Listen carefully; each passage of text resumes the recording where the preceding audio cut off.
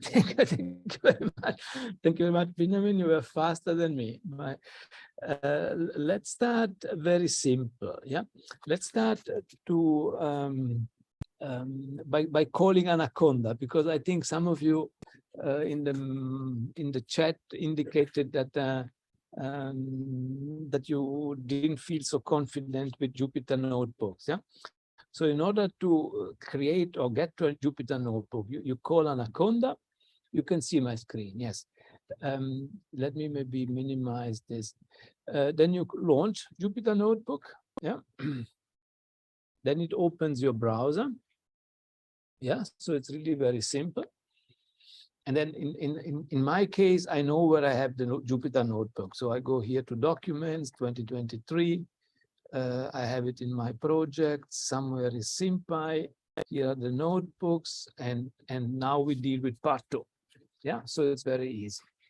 And if you don't have already a Jupyter notebook that you want to use, you can easily create one and save it in the directory in which you are. Yeah, you just press your file, edit, and create a new file. Yeah.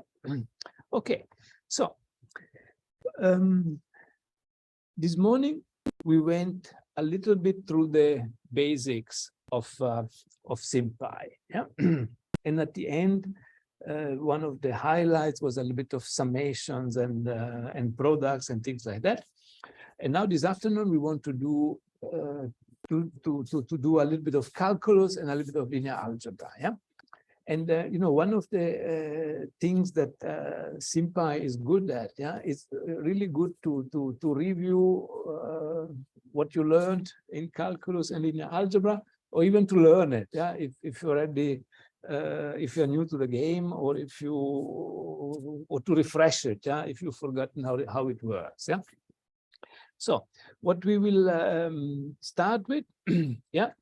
You know, you remember half of calculus is derivatives. Yeah, you want to learn about the rate of change of functions. Yeah, yeah. For instance, the acceleration is the rate of change of the velocity, for instance. Yeah, and things like that. So how do we do that? Okay, sorry, I forgot. So what you want to do, for instance, if you have some arbitrary function f of x, yeah, you want to calculate the first derivative of the function in x, yeah, some ddx of f of x, yeah, and we want to do it in SymPy, yeah. And sorry, there's a typo. Let's fix that. You see, it's very easy to fix on the fly, yeah. There's a method in SymPy called diff, yeah. So very simple, easy to remember. And okay, we do again like in the previous notebook. We import SymPy as SP, and we re-import, re-initialize the nice printing with init printing. Yeah.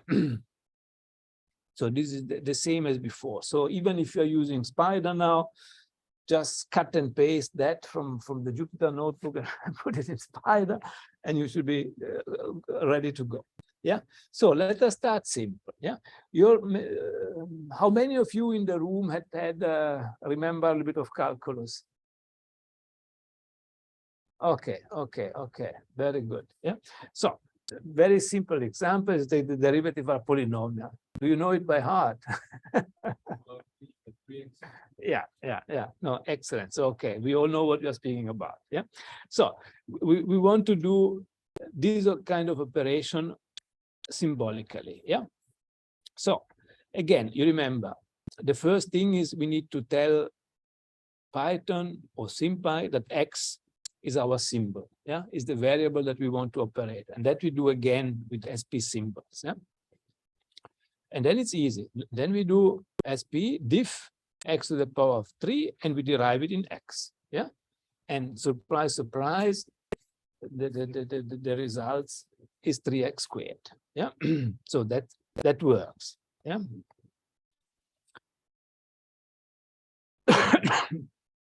The SymPy diff method knows also, of course, all the rules of the trade in calculus. Yeah. Maybe you remember there is something like the product rule. Yeah. So where you take the derivative of the product of the two functions is the derivative of the first function times the second function plus the function times the derivative of the second function. Yeah. So like it is indicated here. So ddx of f times g is ddx of f times g plus f times ddx of g. Yeah. And let us try it now on such a product of function. Yeah. The f is x squared and g is sine of x. Yeah. And what does Python do? It does obviously the right thing. Yeah. Diff of x squared times sine x in x is the ddx of sine x times x squared plus the ddx of x squared times the sinus of x. Yeah. So it works. Yeah. So this is easy. Yeah. Now, there's another famous rule which is called the chain rule. Yeah. This is when you have a function of x and you want to take the derivative. Yeah. And the differential rule is that f prime of g of x, so that f times g applied to g of x prime is f prime of g of x times g prime of x. Yeah. And this we can also easily do with SymPy. Yeah. Let's do it with another simple example of sine of x squared. Yeah. You want to take the derivative of sine of x squared. Yeah. So, and you can quickly do it, and bang, here comes the result. Yeah. So all these kind of things are very easy to do in SymPy. Yeah. And you can trust that it knows the right rules. Yeah. There's another famous rule, which is the quotient rule. Quotient rule. If you have the quotient of two functions, yeah, I don't need to read it now. Yeah. But surprise, surprise, even if you look at, for instance, f like x squared and g sine x. So if you want ddx of x squared divided sinus x, yeah, bang, you can obtain. And of course, the sky is the limit. Yeah, you can make it as complicated as you wish. It will come up with the result. Yeah, so the differentiation is easy. Yeah.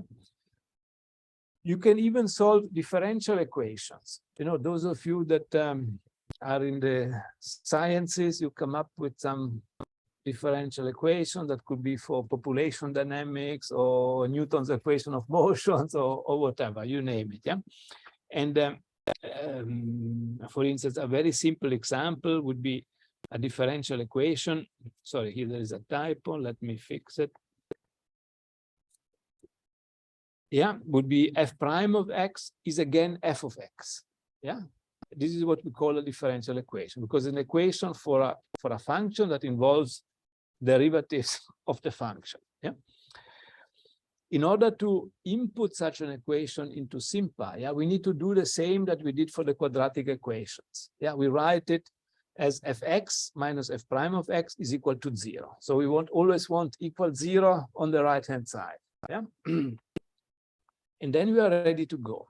Yeah, because then what we can do, there is a new method that we need to learn. It's no longer diff, it's no longer solve that we used for linear equations and quadratic polynomial equations. Yeah, we now have dissolve, and these, of course, for something with differential equation. Yeah, and let's do it for a simple example. So we need now the symbol x and we need the symbol f. Yeah, f is the function.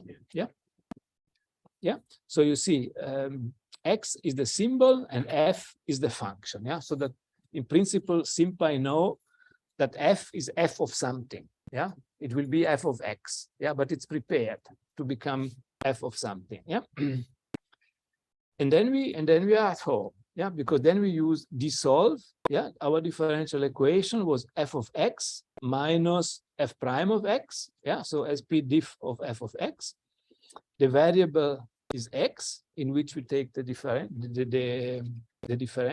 and f of x is our function. Yeah, and shift return, it gives you the solution. F of x is C1, a constant e to the power of x. Yeah, plus a constant. Yeah, if you want to be really precise. Yeah, sorry. Yeah, I don't know, but yeah, you can add it by hand. Because it's not because the forms they put together maybe if you give initial conditions and things like that, then it would. Yeah. But anyway, this is just for the principle. Yeah. So that now we're seeing that if we have such a differential equation, yeah, and we've forgotten everything about differential equation, it's just a line of code, yeah, to solve it with SymPy. Yeah. And you know, and in principle, this you can then use to plot and so on, and look at the solution. In this case, it's just an exponential function. Yeah. Okay. Yeah. So this is either. This is the one part. Is everybody still with me? Not that we go too fast like before. Yeah. All good. Excellent. Okay. So the second part of calculus is integrals. Yeah. And they're all. There are relations, of course. Yeah. So let's just as a reminder. Yeah. What is the integral? The integral you saw, you know, the integral from a to b f of x to x is essentially the surface under the curve f of x in the interval from a to b. Yeah. And there is a fundamental theorem of calculus. So there's a blank here missing. Yeah. That essentially states that this integral, yeah, can be written as the difference of this capital function f taken at the two limits of the interval. Yeah, and f of x is essentially the indeterminate integral of f of x dx. Yeah, so this is just a refresher. Yeah, okay, but now. To differentiate, we use diff. To integrate, we use integrate fx. Yeah, and this gives us the capital F of x for any given x. Yeah, and let's play around with it. Let's check. So, what is the integral of x to the power of 3? Yeah, is 1/4 x to the power of 4. Yeah, as we would have expected. Yeah, and what is the integral of sinus x dx? It's minus cos x. Yeah, so you can easily type it in and play with it. Yeah. Same for ln x. Yeah, you can do that. That's always the same. Yeah. Now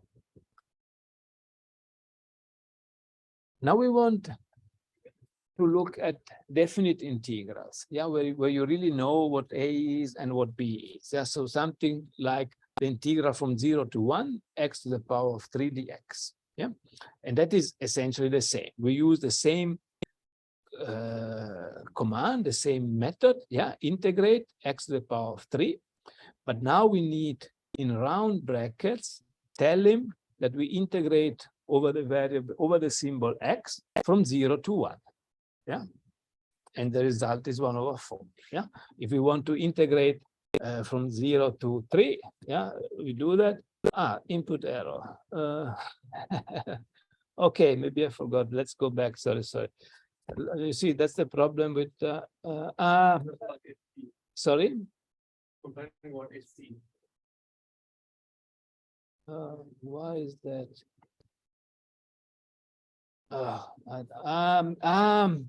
I know why. Because I opened the new thing and I didn't run it. And I didn't run it. Sorry, because I was lazy.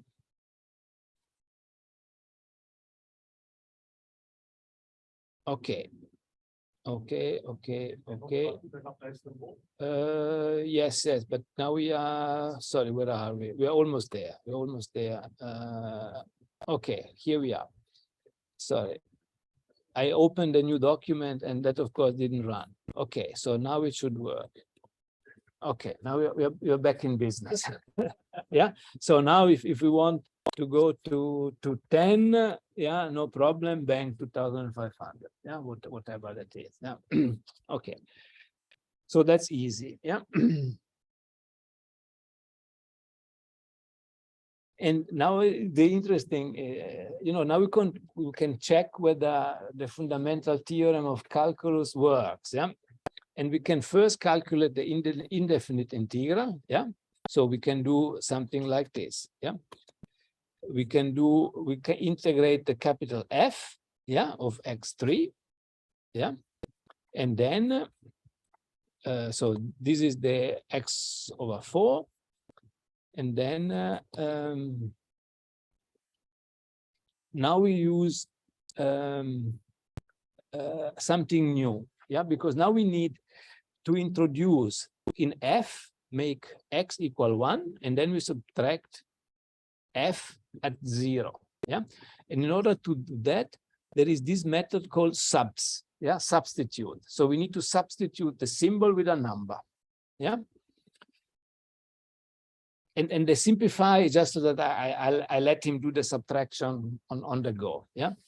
Yeah, so that is the looking at the lower limit minus the upper limit minus the lower limit, and it gives, of course, the same result as before. Yeah, no surprise. So everything is consistent. Yeah, we can do it by hand if we want, but since we have the tools, it's good to do it by using the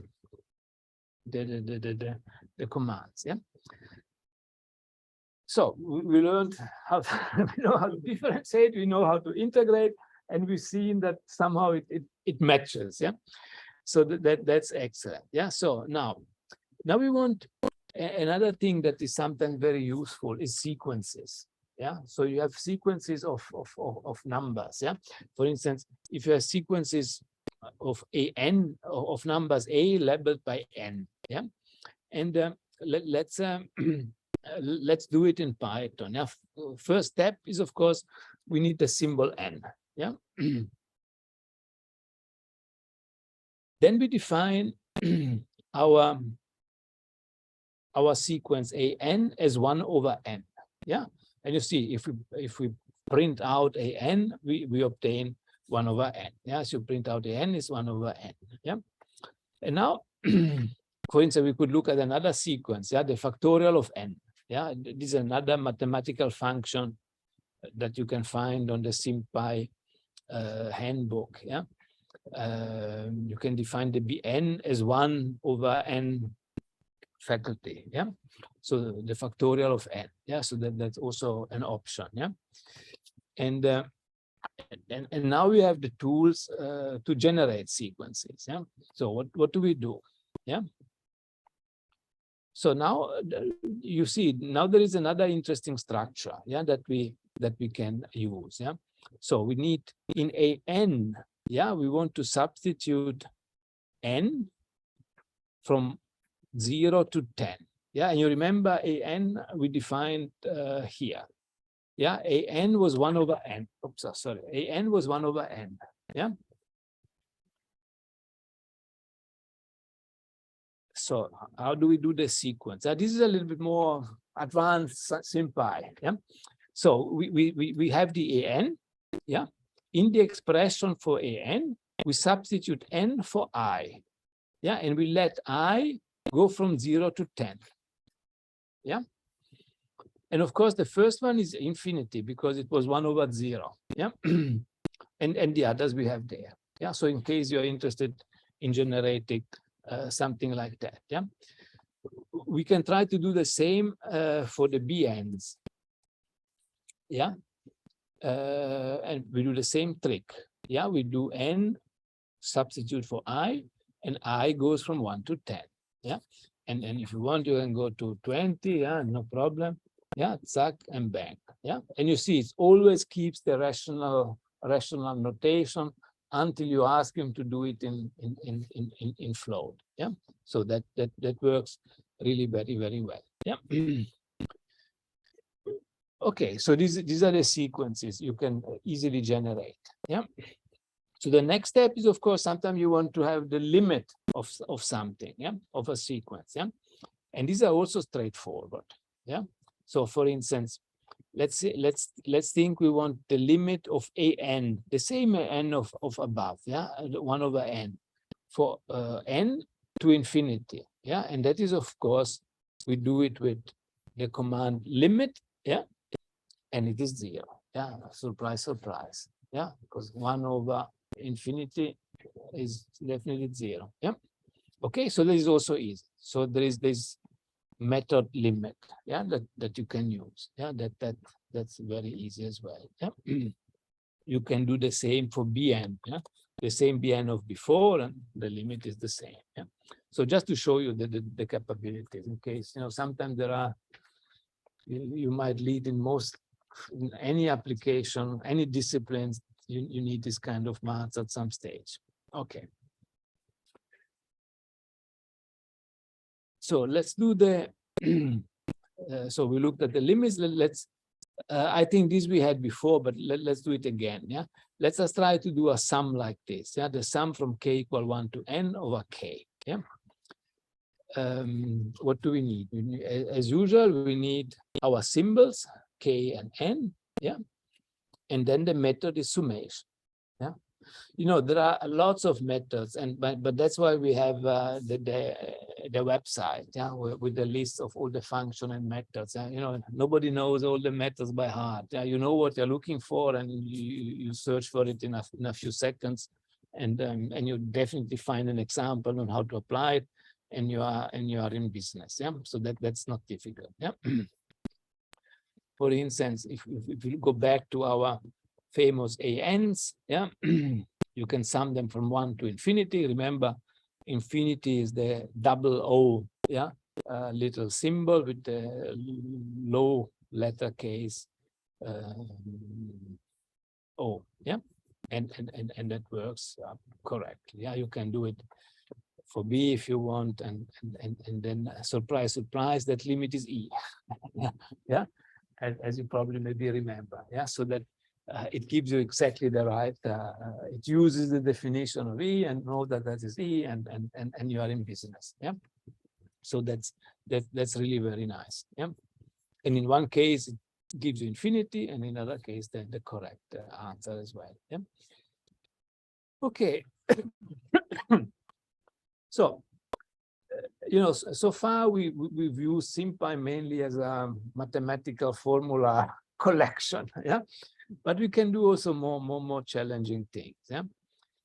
For instance, let's assume you want to do this sum. Yeah, this sum of x to the power of k from 0 to infinity. Yeah, and this is a sum that for small values of x, for absolute values of x smaller than 1, it converges to 1 over 1 minus x. Yeah, and otherwise not so well.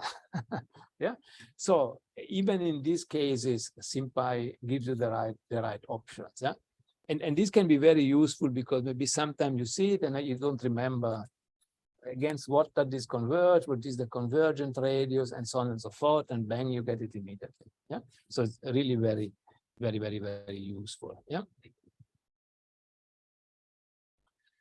Now, since we are in Cal, now we can start putting all together. Yeah. Who in this room knows about Taylor series?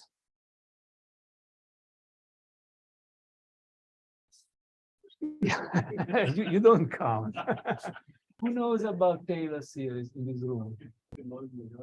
No hands up. Okay. And who knows? Okay. One hands up from Bits. Abdel, thank you very much. Okay. Then if you don't know about it, just listen. Let me try to briefly explain it to you. Okay, there are more hands up in the audience. That's excellent. Yeah, thank you very much. And I think I didn't look at all the chat while I was speaking, but I think I answered some of the questions without knowing that there were questions. Yeah. Okay. What is the Taylor series? Yeah, the Taylor series is just an approximation, a method to approximate functions. Yeah, for instance, the standard example, yeah, is here we want to apply to the exponential function. Yeah, so you all know the exponential function, how it looks like. Yeah, but maybe you want to know, to have an approximation when x is small. Yeah. And what you do then, you look at the derivatives of the Taylor function, and you multiply with the displacement to the appropriate order, yeah, and you get an approximation. For instance, if you let's do it like this. Let's go here. Let's do it until 1. Yeah. So to order 1, if I want to approximate the exponential function at 0, it's 1. Yeah, because we all know e to the power of 0 is 1. Yeah. But if you want to go 1 order higher, yeah, it tells us that we can approximate the exponential function as 1 plus x. So for small x, the exponential function goes as almost as a linear function. Yeah, before I start getting exponential. Yeah, if you go to higher order, let's say to 3, yeah, then you see the next order is quadratic. Yeah. So when x is still fairly small, you can approximate the exponential function with 1 plus x squared half. Yeah. And so on. If you want a more precise approximate, let's go to the 10th order. Yeah. And then you see how it goes. Yeah. You have a series of polynomials of higher and higher order. Yeah. And that's what essentially then the definition of the exponential function, right? That whole series. Yeah. But there are situations where you're interested, for instance, in the behavior at small x. Yeah? And not only for the exponential function. I use this as an example because we all know how it works. Yeah. But it can be anything. Yeah. You can use this strategy to find approximations for small values of x. Yeah. That's actually how the sine and cosine and things are computed by the computer. Yes. So for instance, if you look in the hardware Yeah. of a computer, when it calculates sinus x, yeah, it does something like this. Yeah, because sinus x doesn't fall from the sky. Yeah, you need to calculate it from somewhere. Yeah, and what it does, it just adds up the series. Yeah, and that in a very efficient way. Yeah. So that's how it's, and you can do it for any function. Yeah. Then what is also useful? Sorry, you see it here. Yeah.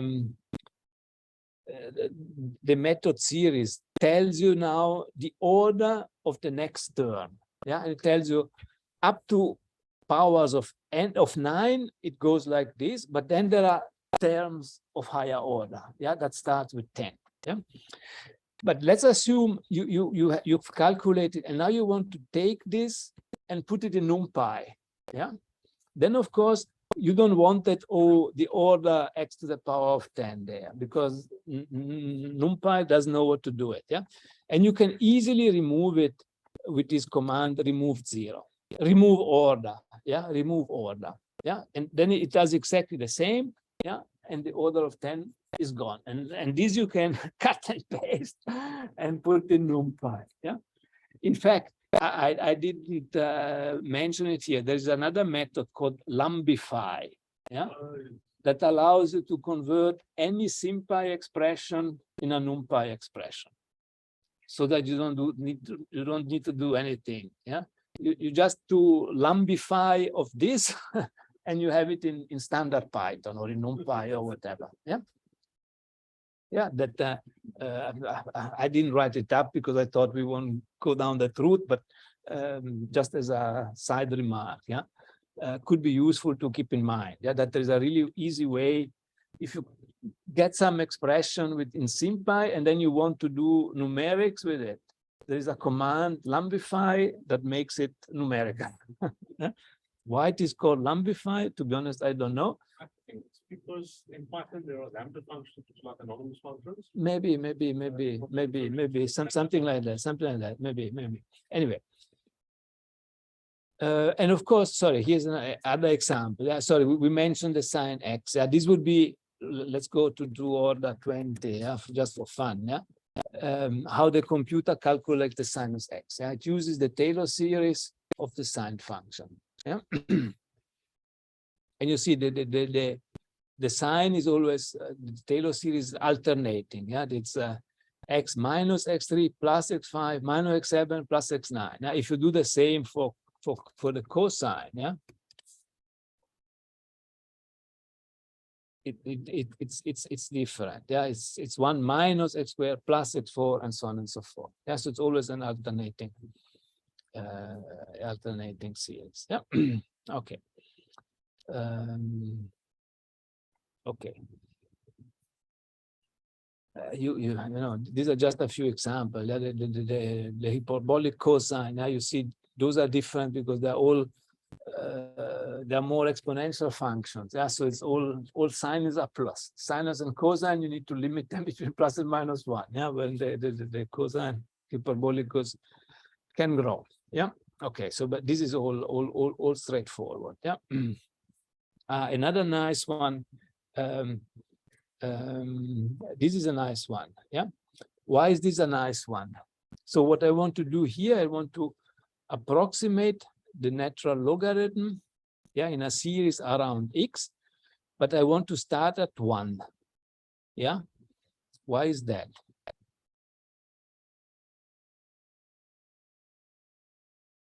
Why don't I want to start at 0? We can try, but yeah, it doesn't approximate anything because the log at 0, it has a singularity. Yeah, it goes. Yeah, yeah. So that's why the reason here was we want to approximate it around 1.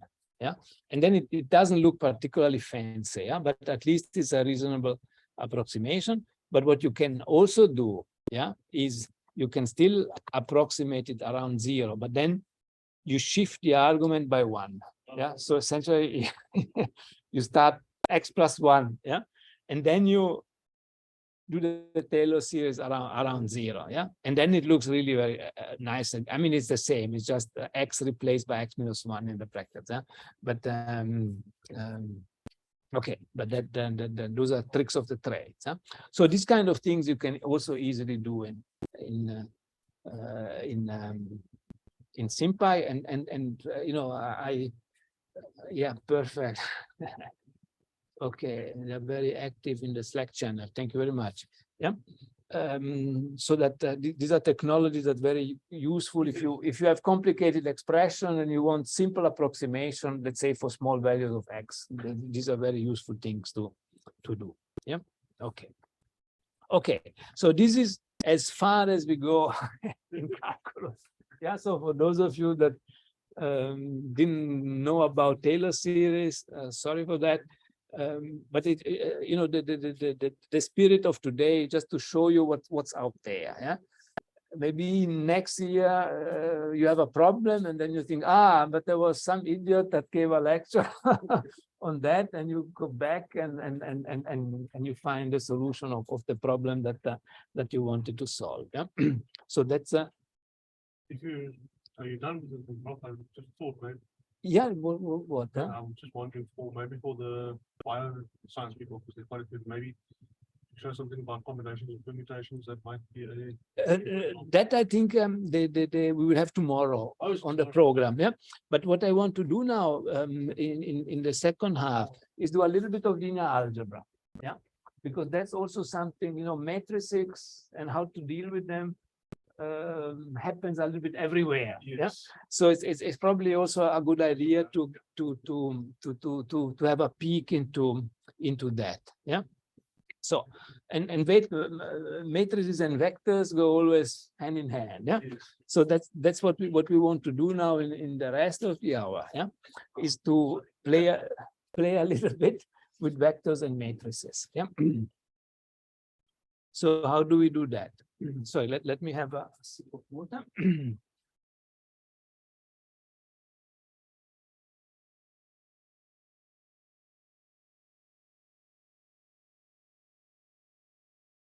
So like in standard Python, yeah, there is no real method for vectors. So everything is a matrix. Yeah. So also in SymPy, there is a method, an object called a matrix. Yeah. And for instance, if you want to define, let's say we look at vectors in 3D, yeah, because that's where we mostly live. Yeah, yeah, and you want a row vector will be a 1 times 3 matrix, and a column vector will be a 3 times 1 matrix. Yeah. So row is 1 times 3 and column is 3 times 1. Yeah. And so that, for instance, if we want a vector U, yeah, as column vector, that would be the matrix 4, 5, 6. Yeah. And this SymPy interprets as a column vector. Yeah. If we want the row vector, yeah, then we need, you know, to put one more additional square bracket. Yeah. So we have 7, 8, and 9. Yeah. This would be a row vector. Sorry, again, the sorry, wrong. So the row is 1 times 3 and the column is 3 times 1. Yeah. So this is our row vector, yeah, 4, 5, 6, and our column vector 7, 8, 9. Yeah. So in another, you just need another square bracket. Yeah. That essentially indicates that that's the first row. Yeah. We will see just now how to do more rows. Yeah. So what can we do once we have a vector? Yeah, you can manipulate do all the things that you usually do with vectors. Yeah, the easiest thing is to transpose it. Yeah, we have you remember U was our column vector. Yeah, with U dot capital T for transpose, we transform it in a row vector. Yeah, and and the same for V. Yeah, if we transpose V, yeah, that was 7, 8, 9 row vector, it becomes a column vector. Yeah. So that's really useful. Yeah. Now, sometimes you have a vector, and you know, it doesn't have to be a 3-dimensional vector. It could be a more abstract vector in many dimensions, but you want just one component. Yeah. Then you use the standard indexing procedure of Python. Yeah, you just need to remember that Python always counts 0, 1, 2, 3. Yeah, and doesn't count 1, 2, 3, 4. Yeah, it always starts with 0, 0, 1, 2, 3. Yeah, so that, for instance, if you want, remember our vector U. Yeah, the 0 component of U is 4. Yeah, if you want the second component of U, it was 5. Yeah, and the third component, you need to put here the 2, was 6. Yeah, so you can reconstruct and reobtain all the components of the vector just by indexing them. Yeah, so sorry, here for V it was 8. Yeah, the second component of V1 was 8, and the first component was 7. Yeah, so it remembers. Yeah, so. And you can extract them, and then with that number, you can do whatever you need to do. Yeah. Okay. Now there are other things that are useful. Yeah. Sometimes you're interested not only in the direction of a vector, you want to know how long is it. Yeah. And then there is a very simple command norm. Yeah. So this is still the norm of our U that was 4, 5, 6, and V was 7, 8, 9. Yeah. So the norm of U is square root of 77. So and 77 is just 4 squared plus 5 squared plus 6 squared, the square root of, yeah, is the length of that vector. Yeah. And same for V, yeah, square root of 1/9/4, well, whatever. Yeah. Okay, so these are simple manipulations of vectors that you can do. Yeah. So now we can try to do something maybe a little more challenging. Yeah. So we want now a unit vector. You know, you saw it. It was the norm was square root of 77. Yeah. But maybe for some purpose we would like to have a vector in the direction of U, but with norm 1. Yeah. For whatever reason. Yeah. Yeah. And that is easy to achieve. Yeah. How do we do that? Yeah. So we need to take, we need a kind of a U hat. Yeah. That is u divided by the norm of u. Yeah, and yeah, and this is what it do. So this vector is just u hat has norm 1. Yeah, because we could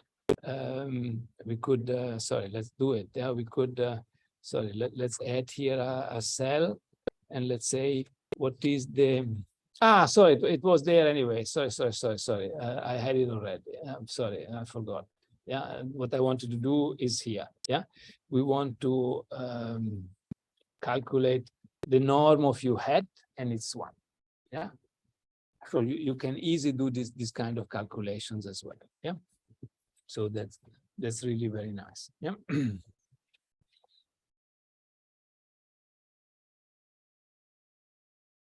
Then some of the useful things that you do with vectors, vectors you can also multiply. Yeah, and there are two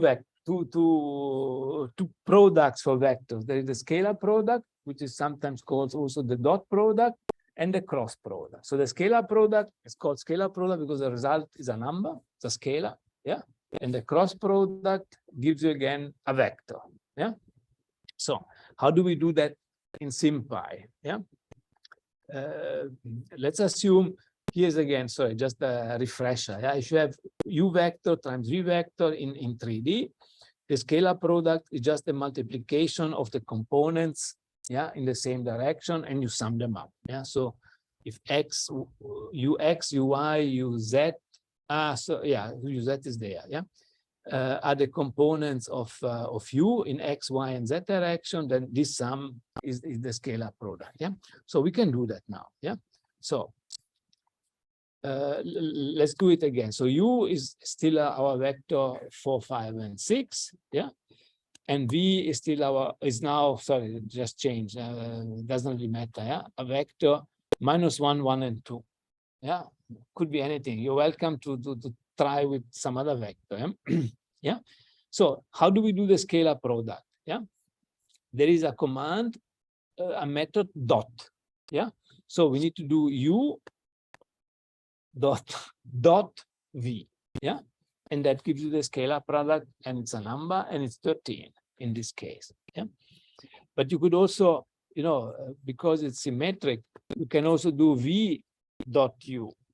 Yeah, and that's the same number 13. Yeah, so that works very, very well. Yeah, so that's nice. Yeah. And there are a million applications of scalar products all over the place. Yeah. Now to the cross product. Yeah, the cross product, as I mentioned, the difference to the scalar product is that is the product of two vectors, and it gives you another vector. Yeah, and let's assume that you forgot the definition. Yeah, but you know that the cross product very likely will be cross in SymPy. Yeah, so what can you do? Yeah, let us define a generic symbols. Yeah, u1, u2, u3. Yeah, and so this is just the shortcut notation that again, because of 0, 1, 2, 3. Yeah, we have these three symbols. Yeah, and now we do the same for v. Yeah, we have v1, v2, v3. Yeah, and now we introduce u and v as vectors. Yeah, as matrices, column vectors, u1, u2, u3. Yeah, we need to define each of these symbols. Yeah, otherwise it won't work. Yeah. So if you press u, you see u is u1, u2, u3.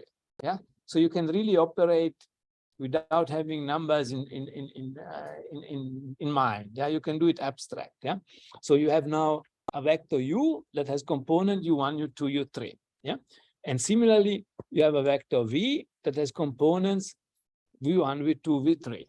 Yeah, and now you forgot the definition of the cross product. Yeah, but you guess that in SymPy it could be cross. Yeah, so you apply cross u cross v and call that w. Yeah, and now you see here you have the definition of the cross product. Yeah, the first component of w is u2 v3 minus u3 v2.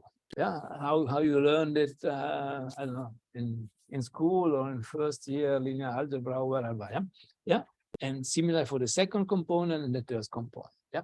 So the nice thing is what I wanted to show you here is that you don't have, when you use a symbol, you don't always think that is a number. Yeah? You can operate even abstractly with symbols. Yeah, that's the strength of it.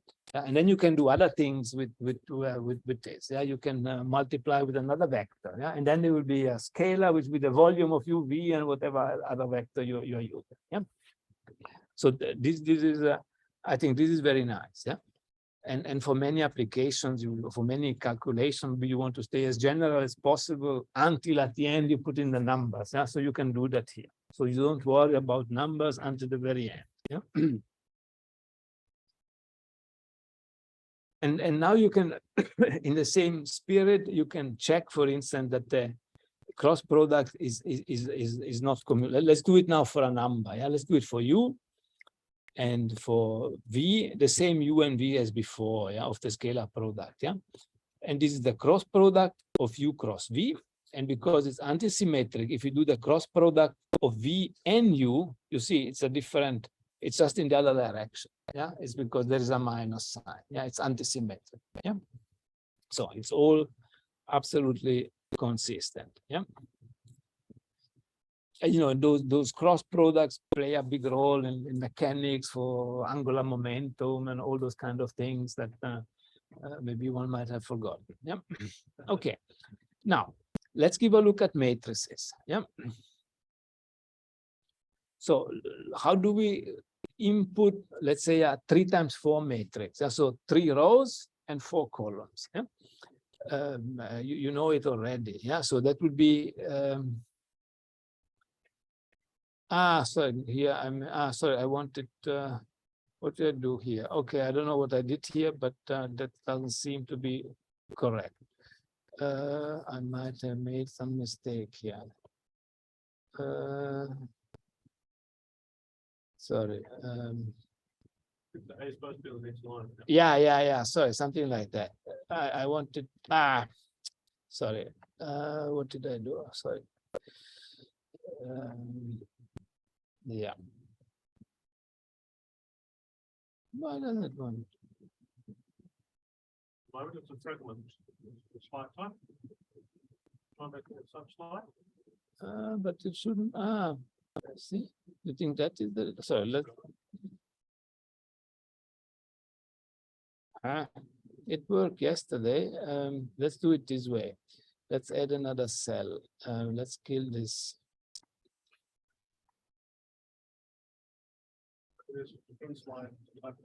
Okay, and let's do.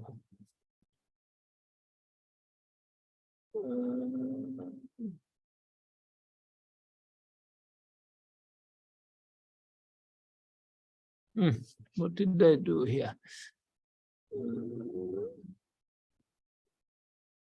Sorry, I thought it was so. There's 1, 2, 3, 4. Let's see. Sorry, that's always.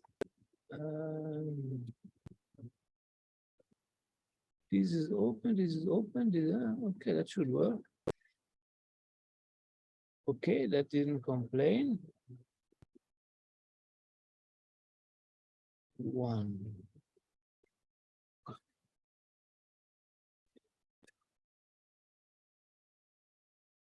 Sorry? Change your code.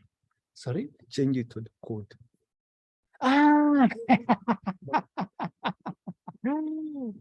Thank you. Thank you. Yeah, no. Okay, now it should work. Okay, sorry. Thank you very much. Thank you very much. Sorry, probably when I did the slide, I forgot. I changed the cell type without. Okay, sorry. We are in business again. Sorry. Thank you so much. Okay, but that's perfect. You deserve a prize. Yeah. Thank you very much. Thank you. So, okay. So this is our matrix. Yeah. Sorry, that's what I wanted to be. Yeah.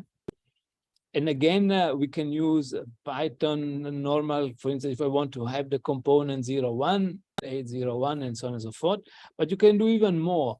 For instance, if you want from 0 to 2, yeah, 0 and 1. Yeah, you do 8, 0, colon 2. Yeah, and then it gives you the first two. Yeah, and you can do it for the rows and columns and whatever. Yeah, so you can, for instance, in this case, we want the first two columns and here the first three entries. Yeah, you can do that. Yeah, so that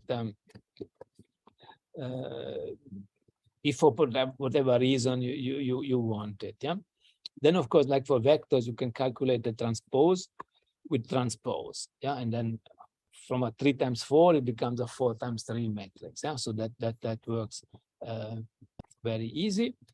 And you can transpose it again, and it gives you the original matrix. Yeah. No, sorry. This is just to show you that instead of writing transpose, you can use, like for the vector, the capital T. Sorry. Yeah, like in NumPy. Yeah. And then of course, if you transpose it again, it goes back to where it was. Yeah. Another nice thing is that also like in SymPy, yeah, for instance, if you want a matrix that has only ones on the diagonal, yeah, like kind of an identity matrix, yeah, it's just an I matrix. You just need to tell them how many dimensions you want. Yeah, so in 10 dimensions, you create a 10-dimensional matrix that has ones everywhere. Yeah, so that's easy. Yeah. And then there is another one. For instance, if you want a matrix that has only zeros, yeah, for whatever reason, yeah, you can easily create it as well. Or if you want a matrix that has certain numbers on the diagonal, yeah, you want a diagonal matrix with 1, 2, 3, 4 on the diagonal, yeah, you can create it easily. Yeah, so that all works nicely. Yeah. And now. Sorry, where am I now?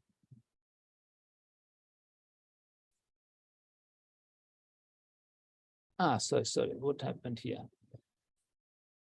Okay, here, sorry, now we are here. Sorry.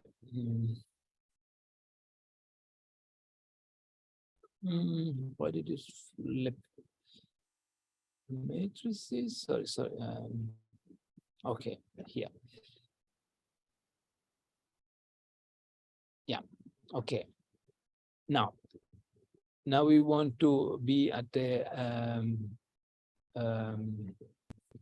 more formal linear algebra. Yeah, we have our matrix. Yeah, and for instance, in this case, a three matrix M, 1, 2, 3, and so on and so forth. Yeah, operations that are sometimes useful. Yeah, you want the inverse of a matrix. Yeah, and you know, if you remember from school time, to calculate it by hand can be quite cumbersome. Yeah, there are equations that you need to follow, procedures, but here it's just one click. Yeah, and you get the inverse of the matrix. Yeah, and you can easily check that you did the right thing by multiplying the original matrix with its inverse, and it should be 1. Yeah, and of course that's what it is. Yeah, of course it is 1. Yeah. Sorry, why doesn't it go down?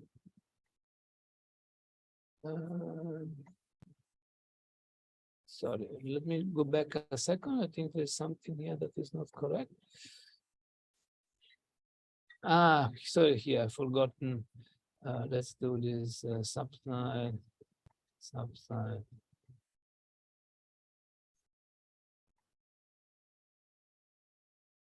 Okay, now we are in business. Yes, that one.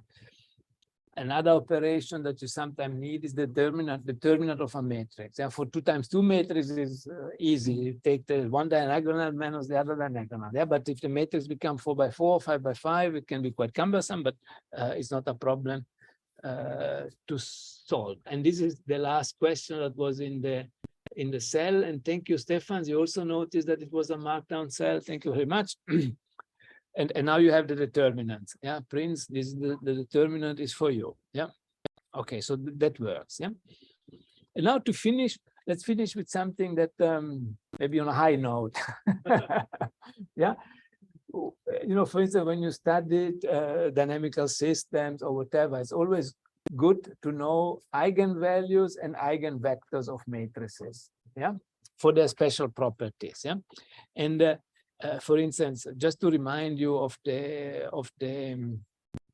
the meaning of eigenvectors and eigenvalues. Let's maybe at the lower of the two equations. Yeah, these vectors, A is our matrix. Yeah, M are the eigenvalues of the matrix. Matrix A and I is the identity. Yeah, so the eigenvectors are essentially defined like the vectors that satisfy this equation. Yeah, which means that A multiplied with C is equal to the eigenvalue times the vector. Yeah, and that's why the vector is called the eigenvector. So if you apply the matrix A to the vector C, it stays in the direction with C, but it's scaled with a number that is called the eigenvalue. Yeah, and in order to compute the eigenvalues, you need to solve this equation that involves a determinant. Yeah, the determinant of A minus M times the identity. Yeah. That is the procedure. Yeah, and this is, of course, you can do very easily. Yeah, let's assume again we have some matrix A. Yeah,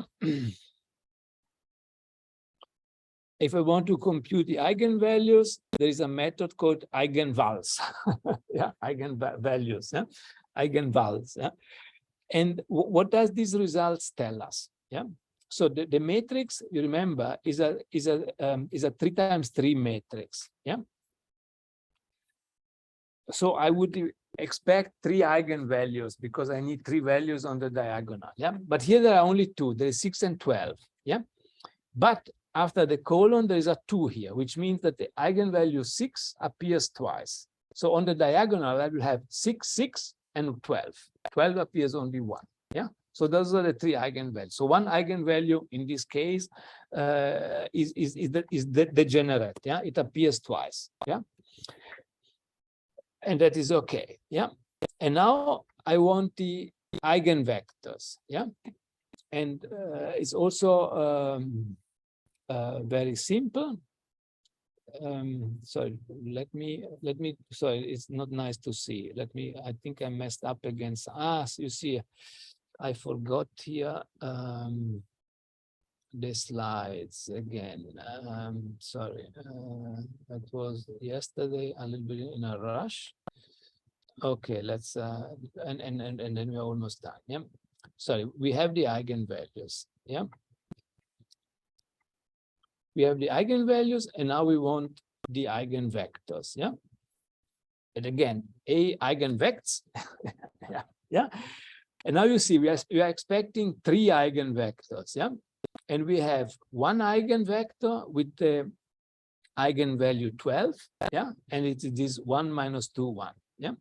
And then we have 2 eigenvectors, yeah, 2, 1, 0, minus 1, 0, 1, with the eigenvalue 6, yeah, because we calculated before that the eigenvalue 6 is the degenerate, so there are, on the diagonal, there are 2 6s and 1 12.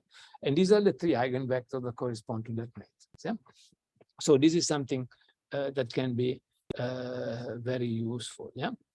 Now, sorry, see, there is another typo. So the method, there's a method called diagonalize. Yeah, you want maybe in one go, you have the matrix A and you want to diagonalize the matrix. Yeah, but to diagonalize the matrix, you need to multiply with 2 other matrices. Yeah, so there's a method called diagonalize, and what it does is, for instance, if you want to diagonalize A and the diagonal matrix is L, yeah, it gives you also 2 matrices Q that are the 2 matrices that you a matrix Q that is the matrix that you need to multiply from the left and from the right with the inverse in order to get A again. Yeah, so that you can easily do. So if you do, because the output is 2 matrices, yeah, you need to give him QL is A diagonalized. So the first matrix is Q, yeah, and the second matrix is L, yeah, and it gives you the matrix that I mentioned before. So this is the matrix of eigenvalues, if you want. Yeah, so if you diagonalize the matrix, you get the matrix of eigenvalues, and you see you had 6, 6, and 12. Yeah. And that's it. So it is, I don't know, I was playing around and something didn't work. Yeah. And okay, and this afternoon we finished it on time. This morning we were a bit too fast. Yeah. So And after the coffee break, Matt will be back, and you will practice a little bit some of the things that we've done now. Yeah. So, are there any questions in this room, or in the virtual rooms, or in the other rooms, in the spread across the country and overseas and everywhere?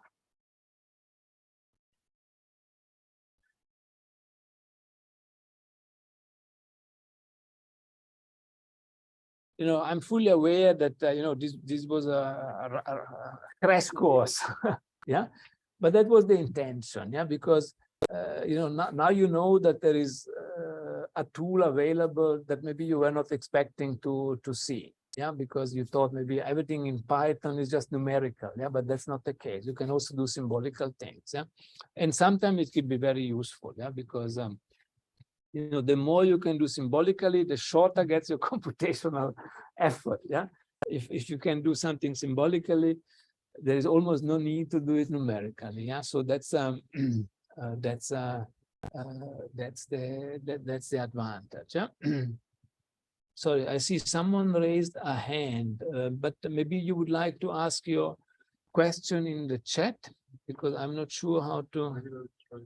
Yeah, no, the notebooks are already is it called Canvas? Yeah, yeah. The notebooks are already there. You can download them from there. Yeah, they are all there. Yeah.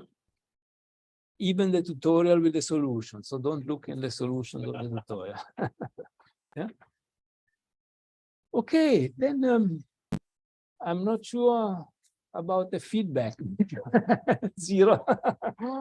Zero, but let's assume that no negative feedback is positive feedback. So let's look at it in an optimistic fashion. Then I will stop sharing now, and maybe we can stop the recording now.